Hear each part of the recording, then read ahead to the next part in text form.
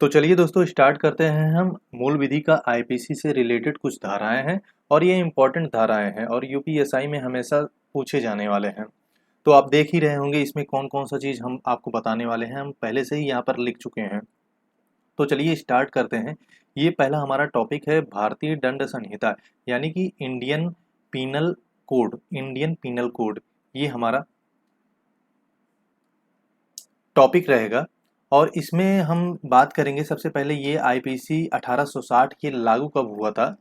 तो ये लागू हुआ था आपका 1860। जो पीनल एक्ट था, पीनल कोड था, ये 1862 में लागू हुआ था और आया था ये 1860 में आया था और 1 जनवरी 1862 को ये लागू हो गया था। 1 जनवरी 1862 को ये लागू हो गया था।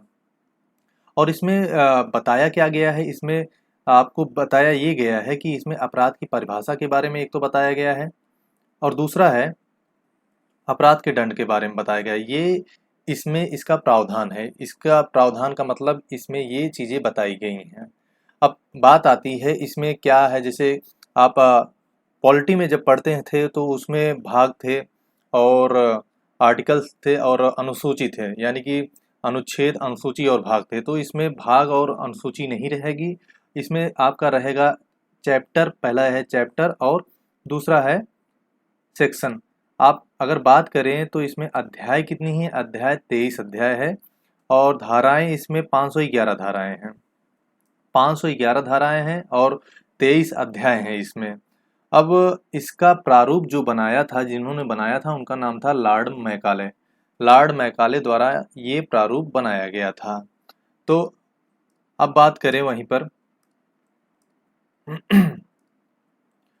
अध्याय 1 के बारे में बात कर रहे हैं। अध्याय 1 में ये बताया गया है कि प्रस्तावना से संबंधित जो भी चीजें हैं वो अध्याय 1 में बताया गया है। और अध्याय 1 में धाराएं कितनी है? धाराएं हैं 1 से लेके 5 तक। अध्याय 1 में 1 से लेके 5 तक ये धाराएं हैं। अब धारा 1 में क्या कहा गया? धारा 1 में कहा गया है संहिता का नाम और विस्तार के बारे में बताया गया है। संहिता का नाम क्या है? संहिता का नाम ये आपको अगर पूछे संहिता का नाम क्या होगा, संहिता का नाम होगा भारतीय दंड संहिता। और इसका विस्तार कहाँ पर हुआ है? ये संपूर्ण भारत में दोस्तों इसका विस्तार हुआ है। अगर क्वेश्चन में आ गया कि संहिता का नाम क्या है, ये आईपीसी की संहिता का क्या नाम है, तो भारतीय दंड संहिता 1860 इसको आपको पूरा लिखना होगा। अगर आधा भी आ गया तो आधा आपका गलत हो जाएगा। अगर यहाँ पर इतना लिख दिए भारतीय दंड संहिता तो गलत हो जाएगा। इसका पूरा नाम होगा भारतीय दंड संहिता 1860 और इसका विस्तार संपूर्ण भारत में हुआ है। तो अब सेक्शन 2 की तरफ चलते हैं। भाग धारा 2 में क्या कहा गया है? धारा 2 में अपराधों का दंड जो है उसका प्रावधान बताया गया है। वो भी कहाँ पर? जब भारत में कोई अपराध हो रहा है, यानी कि जिस देश के आप हैं इसी देश में आपके द्वारा कोई अपराध हो रहा है, तो वो धारा 2 में वर्णित किया गया है। जैसे आप किसी किसी का मर्डर कर दिए या कुछ भी अपराध कर दिए, अगर भारत में रह के कर रहे हैं तो अपने ही देश में, तो इसके लिए आपका जो अपराध लगेगा वो धारा 2 के अनुसार आप पे धारा 2 लगेगी। और तीसरा धारा है, इसमें भी अपराधों का ही दंड बताया गया है।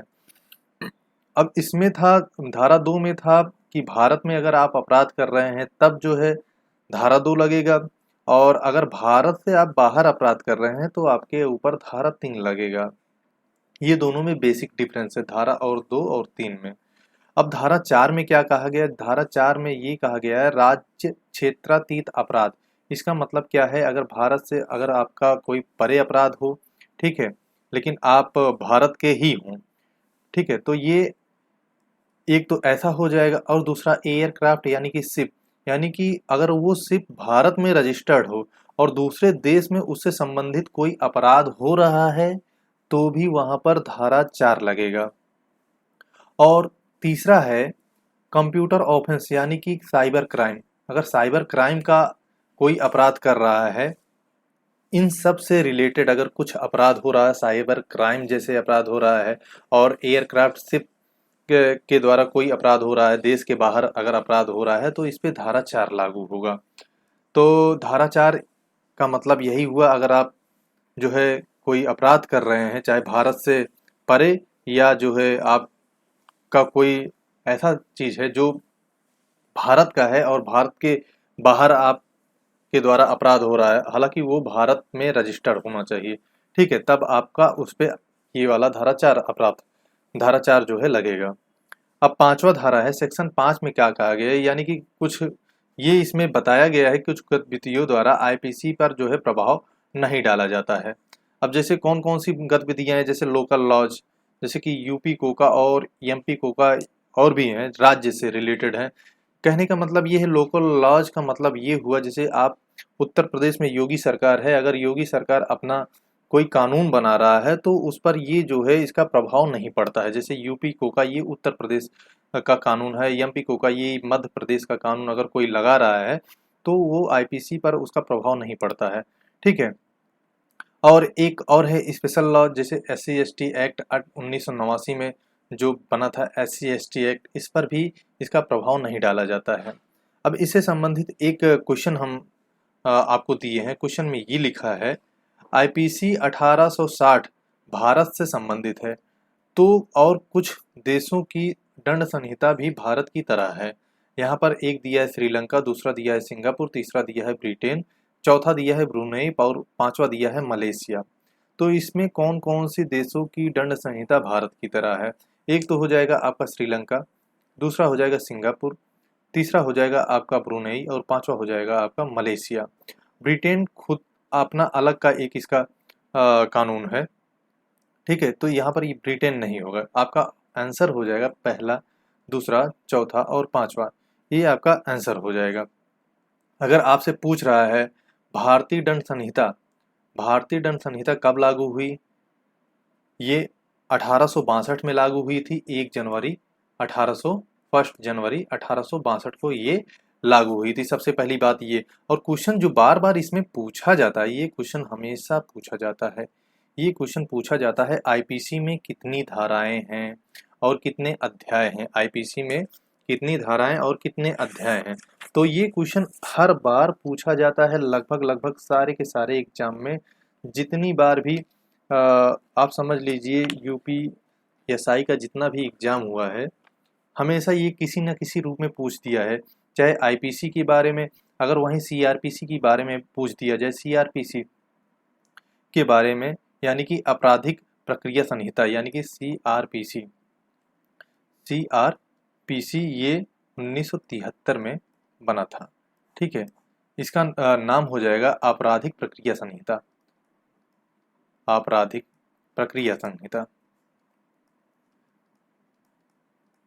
ये अगर पूछ ले इसमें कितनी धाराएं हैं और कितना इसमें जो है सेक्शंस है, सेक्शंस मतलब धाराएं हैं, और इसमें कितना जो है अध्याय हैं, चैप्टर कितने हैं, ठीक है। तो अगर इससे पूछ लिया जाए तो इसमें आप कितना बताएंगे, ये भी पूछा जाता, दोनों में से कुछ एक जरूर पूछेगा। अगर चैप्टर की बात पूछे, चैप्टर की अगर बात पूछे सीआरपीसी में, चैप्टर यानी कि अध्याय के बारे में पूछे, अध्याय के बारे में पूछे, ठीक है, इसमें अध्याय कितना होगा?